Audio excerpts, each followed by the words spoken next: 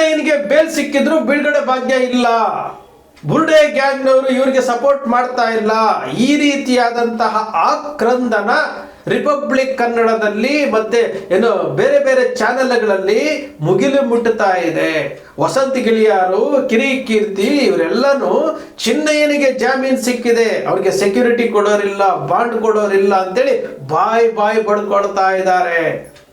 ಅರೆ, ಚಿನ್ನಯ್ಯ ಬುರ್ಡೆ ತೋರಿಸ್ತೀನಿ ಅಂತ ಬಂದಾಗ ಇದೇ ಗ್ಯಾಂಗ್ ಏನ್ ಮಾಡಿತ್ರಿ? ಚಿನ್ನಯ್ಯನ ವಿರುದ್ಧ ಆರೋಪ ಮಾಡ್ತು, ಚಿನ್ನಯ್ಯನ ಮನೆ ಹುಡುಕೊಂಡು ಹೋಯ್ತು. ಯಾವುದು ವಿಟ್ನೆಸ್ ಪ್ರೊಟೆಕ್ಷನ್ ಆಕ್ಟ್ ಅನ್ನು ಮೀರಿ ಅವರ ಮನೆಯನ್ನ ಹುಡುಕಿ ಎಲ್ಲವನ್ನೂ ಮಾಡಿ ಇವತ್ತು ಚಿನ್ನಯ್ಯ 164 ಸ್ಟೇಟ್ಮೆಂಟ್ ಕೊಟ್ಟಾಗ ಅದನ್ನ ವಿರೋಧ ಮಾಡಿದಂತಹ ಈ ಮಾಧ್ಯಮಗಳು, ಈ ವಸಂತ್ ಗಿಳಿಯಾರು, ಕಿರಿಕೀರ್ತಿ ಇವರೆಲ್ಲಾನು ಧರ್ಮ ಸಂರಕ್ಷಣಾ ಸಭೆ ಮಾಡಿ ಧರ್ಮ ಯುದ್ಧ ಮಾಡಿ ಚಿನ್ನಯ್ಯನ ವಿರುದ್ಧ ಮಾತನಾಡ್ತಾ ಇದ್ದಂಥವ್ರು, SIT ವಿರುದ್ಧ ಮಾತನಾಡ್ತಾ ಇದ್ದಂಥವ್ರು ಇವತ್ತು ಚಿನ್ನಯ್ಯನ ಪರವಾಗಿ ಮಾತನಾಡ್ತಾ ಇದ್ದಾರೆ. ವಸಂತ್ ಗಿಳಿಯಾರು ಹೇಳ್ತಾರೆ, ಗಿರೀಶ್ ಮಟ್ಟಣ್ಣ, ಮಹೇಶ್ ಶೆಟ್ಟಿ ತಿಮ್ರೋಡಿ ಈ ಗ್ಯಾಂಗು ಚಿನ್ನಯ್ಯನಿಗೆ ಯಾಕೆ ಶ್ಯೂರಿಟಿ ಕೊಡ್ತಾ ಇಲ್ಲ ಅಂತ. 164 ಸ್ಟೇಟ್ಮೆಂಟ್ ಕೊಡಬೇಕಾದ್ರೆ ಅವರನ್ನ ನಂಬಿ KV ಧನಂಜಯ್ ಮತ್ತು ವಕೀಲರ ತಂಡ SP ಆಫೀಸ್ಗೆ ಹೋಗಿ ನ್ಯಾಯಾಲಯದ ಮುಂದೆ 164 ಸ್ಟೇಟ್ಮೆಂಟ್ ಕೊಟ್ಟಾಗ ಅವ್ರ ಜೊತೆಲೇ ಇದ್ರಲ್ಲ. ಚಿನ್ನಯ್ಯ 2 ವರ್ಷಗಳ ಕಾಲ ಇವ್ರ ಜೊತೆನಲ್ಲಿ ಒಡನಾಟದಲ್ಲಿ ಇದ್ದಲ್ಲ.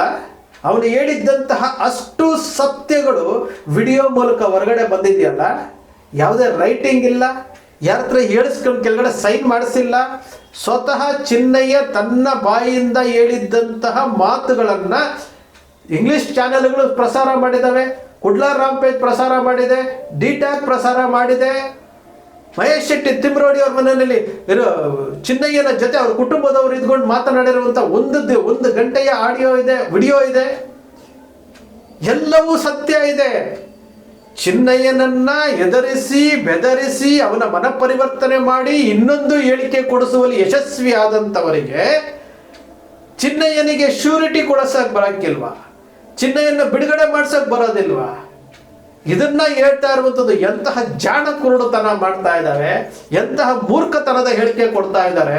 ವಸಂತ್ ಗಿಳಿಯಾರು ಎಲ್ಲದಕ್ಕೂ ಸೂತ್ರಧಾರಿ ಇವರೇ ಅಲ್ವಾ? ಆವತ್ತು ಕಾರ್ಕಳದಲ್ಲಿ, ಬೆಂಗಳೂರಿನಲ್ಲಿ ಉಜಿರೆಯಿಂದ ಧರ್ಮ ಸಂರಕ್ಷಣೆ ಸಭೆ ಮಾಡಿದಂಥವ್ರು ಯಾರ್ರೀ? ಇದೇ ವಸಂತ್ ಗಿಳಿಯಾರಲ್ಲ. ಬೇರೆ ಕೆಲಸ ಇಲ್ವಾ ಇವರಿಗೆ? ಬೇರೆ ಕೆಲಸ ಇಲ್ವಾ? ಯಾವುದಾದ್ರೂ ಪೂರೈಸಿದ್ರ ಇವರು? ಇದನ್ನ ಏನೂ ಮಾಡಿಲ್ಲ. ಇವತ್ತು ಚಿನ್ನಯ್ಯನಿಗೆ ಬೇಲ್ ಕೊಡಬೇಕಾಗಿತ್ತಂತೆ, ಬೇಲ್ ಸಿಕ್ಕಿದೆ ಅಲ್ಲ, ಕೊಡಿ. ಬೇಲ್ ಕೊಡಿಸಿದವರಿಗೆ ಶ್ಯೂರಿಟಿ ಕೊಡಿಸೋದಕ್ಕೆ ಬರೋದಿಲ್ವಾ? ಚಿನ್ನಯ್ಯ ತನ್ನ ಹೇಳಿಕೆಗೆ KV ಧನಂಜಯ್ ಅವರ ಮುಂದೆ ಕೊಟ್ಟಿದ್ದಂತಹ ಮಾತು ಸುಪ್ರೀಂ ಕೋರ್ಟ್ಗೆ ಬುರುಡೆ ತಗೊಂಡು ಹೋಗಿದ್ದು, ಇಲ್ಲಿ ಅನ್ಯಾಯ ಆಗಿದೆ ಅಂತ ಹೇಳಿದ್ದೆಲ್ಲವೂ ಕಟ್ಟುಕತೆನೇನ್ರಿ? ಇಷ್ಟೆಲ್ಲ ಸತ್ಯ ಗೊತ್ತಿದ್ರೂ ಸಹ, ಇಷ್ಟೆಲ್ಲ ವಿಚಾರಗಳು ಗೊತ್ತಿದ್ರೂ ಸಹ ಇಲ್ಲಿ ಈ ಬುರ್ಡೆ ಗ್ಯಾಂಗು ಇದಕ್ಕೆ ಸಪೋರ್ಟ್ ಮಾಡಬೇಕಾಗಿತ್ತು ಅಂದ್ರಲ್ಲ. ಚಿನ್ನಯ್ಯನ ಮೇಲೆ ಎಷ್ಟು ನಂಬಿಕೆ ಇಟ್ಟಿದ್ರು. ಚಿನ್ನಯ್ಯ ಹೇಳಿದಂತಹ ವಿಚಾರಗಳನ್ನ ತಿಳ್ಕೊಂಡು, ಅವನು ಹೇಳ್ತಾ ಇರೋದು ಸತ್ಯ ಅಂತ ತಿಳ್ಕೊಂಡು ಇವತ್ತು ಸಮೀರ್ ವಿಡಿಯೋ ಮಾಡಿದ್ದು. ಸಮೀರ್ ವಿಡಿಯೋ ಚಿನ್ನಯ್ಯನ ಜೊತೆನಲ್ಲಿ ಮಾತನಾಡಿ ಆ ವಿಚಾರಗಳನ್ನ ತಿಳ್ಕೊಂಡೇ ಸಮೀರ್ ವಿಡಿಯೋ ಮಾಡಿದ್ದು. ಇಲ್ಲಿ ಚಿನ್ನಯ್ಯ ಅಗದಿರುವಂತಹ ಜಾಗದಲ್ಲಿ 3 ಅಸ್ಥಿ ಪಂಜರಗಳು ಸಿಕ್ಕಿದಾವೆ. 3 ಸಿಕ್ಕಿದಾವೆ. ಆ 3 ಸಾಕ್ಷಿ ಅಲ್ವೇನ್ರಿ ವಸಂತ್ ಗಿಳಿಯಾರ್ ಅವರೇ? ಆ 3 ಸಾಕ್ಷಿ ಅಲ್ವಾ? ರಿಪಬ್ಲಿಕ್ ಕನ್ನಡದವರೇ, ಆ 3 ಅಸ್ಥಿ ಪಂಜರಗಳು ಜೀವ ಅದಕ್ಕೆ ಬೆಲೆ ಇಲ್ವಾ? ಯಾಕೆ ಆ 3ಅನ್ನ ಯಾರು ಊತ ಹಾಕಿದ್ರು? ಆ ಊತ ಹಾಕೋದಕ್ಕೆ ಹೇಳಿದವರು ಯಾರು?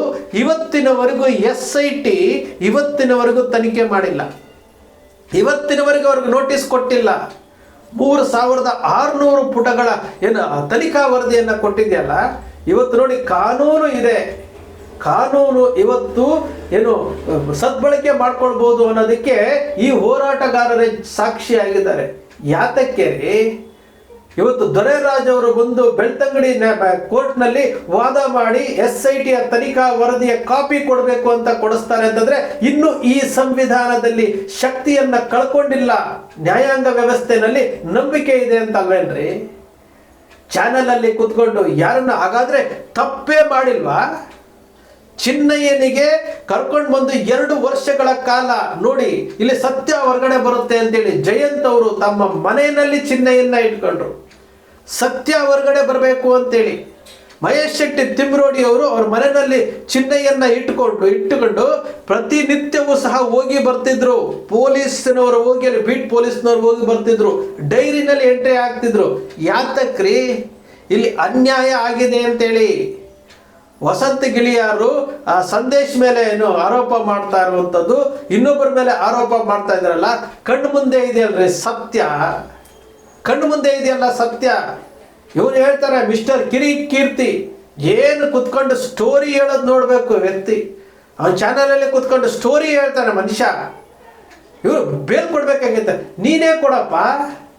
ಅಲ್ಲಿ ಯಾರೋ ಸುಮಂತ್ ಅನ್ನೋ ಹುಡುಗನಿಗೆ ಇಟ್ಕೊಂಡು ಅವನಿಗೆ ಏನೇನೋ ಮಾತಾಡಿಸಿ ತಲೆ ಕೆಡಿಸಿ ಏನೇನೋ ಮಾಡಿದ್ದಲ್ಲ ಕಿರೀಟಿ, ದಾರಿ ತಪ್ಪಿಸಿ ಯಾರ್ಯಾರು ಫಂಡಿಂಗ್ ಮಾಡಿದ್ರು ಅಂತೇಳಿ ಆ ಸುಮಂತ್ ಅನ್ನೋ ಹುಡುಗ ಹೇಳಿದ್ನಲ್ಲ, ನೀನೇ ಮಾಡ್ಬೇಕಲ್ಲಪ್ಪ. ಚಿನ್ನಯ್ಯನಿಗೆ ನೀನೇ ಶ್ಯೂರಿಟಿ ಕೊಡು, ವಸಂತ ಗಿಳಿಯಾರು ಶ್ಯೂರಿಟಿ ಕೊಡಲಿ, ಚಕ್ರವರ್ತಿ ಸೂಲಿಬೆಲೆ ಶ್ಯೂರಿಟಿ ಕೊಡಲಿ, ನಮ್ಮ ಪವರ್ ಟಿವಿ ಅವರು ಶ್ಯೂರಿಟಿ ಕೊಡಲಿ, ರಿಪಬ್ಲಿಕ್ ಕನ್ನಡದವರು ಶ್ಯೂರಿಟಿ ಕೊಡಲಿ, ನಮ್ಮ ಅಜಿತ್ ಹನುಮಕ್ನವರು ಥ್ರೆಡ್ ಬೇರ್ ಇನ್ವೆಸ್ಟಿಗೇಷನ್ ಮಾಡಿದಂಥ ಅಜಿತ್ ಹನುಮಕ್ನವರು ಶ್ಯೂರಿಟಿ ಕೊಡಲಿ. ಇವರೆಲ್ಲ ಶ್ಯೂರಿಟಿ ಕೊಡಬೇಕಲ್ಲ, ಯಾಕೆ ಕೊಡ್ತಾ ಇಲ್ಲ? ಚಿನ್ನಯ್ಯನಿಗೆ ಶ್ಯೂರಿಟಿ ಕೊಡಿ. ಬಾಂಡ್ ಅಂದರೆ ಏನು, ನೀವು ಹಣ ಕಟ್ಟಬೇಕಾಗಿಲ್ರಿ, ಹಣ ಕಟ್ಟೋದಲ್ಲ ಬಾಂಡ್, ಅದು ಬಾಂಡ್ ಬರ್ಕೊಡ್ಬೇಕಷ್ಟೇ. ಇಷ್ಟೆಲ್ಲ ಮಾತನಾಡ್ತಿರಲ್ಲ, ಅವ್ರಿಗೆ ಶ್ಯೂರಿಟಿ ಕೊಟ್ಟು ಅವ್ರನ್ನ ಬಿಡುಗಡೆ ಮಾಡಿಸ್ರಿ. ಹೋರಾಟಗಾರರ ಜೊತೆಯಲ್ಲಿ 2 ವರ್ಷ ಇದ್ದು ಇಷ್ಟೆಲ್ಲ ಮಾತನಾಡಿ ಇಷ್ಟೆಲ್ಲ ಹೇಳಿಕೆಗಳನ್ನು ಕೊಟ್ಟು ಮತ್ತೆ ದಾರಿ ತಪ್ಪಿಸಿ ತಪ್ಪು ಹೇಳಿಕೆ ಕೊಟ್ಟಾಗ ಮತ್ತೆ ಇವರು ಶ್ಯೂರಿಟಿ ಕೊಡ್ಬೇಕಾ? ಯಾವ ಮುಖ ಇಟ್ಕೊಂಡು ಮಾತಾಡ್ತಾರೆ ಇವರು? ಹೋರಾಟ ನಿಂತಿದ್ಯಾ? 164 ಸ್ಟೇಟ್ಮೆಂಟ್ ಕೊಟ್ಟಾಗ ಅದನ್ನ ಬದಲಾವಣೆ ಮಾಡಿಕೊಟ್ಟ ತಕ್ಷಣ ಹೋರಾಟಗಾರರು ಸುಮ್ಮನೆ ಇದ್ಬಿಡ್ತಾರ? ವಿಚಾರ ಮಾಡಬೇಕು. ಜನರ ದಾರಿ ತಪ್ಪಿಸೋದಕ್ಕೆ ಈ ಮೀಡಿಯಾಗಳು ಯಾವ ರೀತಿ ದಾರಿ ತಪ್ಪಿಸ್ತಾ ಇದ್ದಾವೆ ಅನ್ನೋದಕ್ಕೆ ಇದೊಂದು ಜೀವಂತ ಸಾಕ್ಷಿ. ಇದು ಚಿನ್ನಯ್ಯ ಮಾತನಾಡಿರುವಂತಹ ಅಷ್ಟು ವಿಡಿಯೋಗಳು ಯಾವುದೂ ಸಹ ಕಲ್ಪಿತ ಅಲ್ಲ. ನೀವು FSL ಕಳಿಸಿದ್ರೆ ಅಷ್ಟು ವಿಡಿಯೋಗಳು ಅದು ಕರೆಕ್ಟಾಗಿ ಪ್ರಮಾಣ ಮಾಡಿ ಹೇಳ್ತಾರೆ ಇದು ವಾಸ್ತವವಾಗಿ ಚಿನ್ನಯ್ಯನೇ ಮಾತನಾಡಿದ್ದು ಅಂತ. ಇಲ್ಲಿ SIT ಅವರು ದಾರಿ ತಪ್ಪಿಸುವಂತಹ ಕೆಲಸ ಮಾಡಿದ್ರೆ ಅದನ್ನ ಕಾಯೋದಕ್ಕೆ ಈ ರಾಜ್ಯದ ಪ್ರಬಲವಾದಂತಹ ವಕೀಲರ ತಂಡ ಇದೆ. ಬಾಲನ್ ಅವರಿದ್ದಾರೆ, ದೊರೆರಾಜ್ ಅವರು ಬಂದಿದ್ದಾರೆ, KV ಧನಂಜಯ ಅವರಿದ್ದಾರೆ, ದ್ವಾರಕನಾಥ್ ಇದ್ದಾರೆ, ಮತ್ತಷ್ಟು ಜನ ಇದ್ದಾರೆ.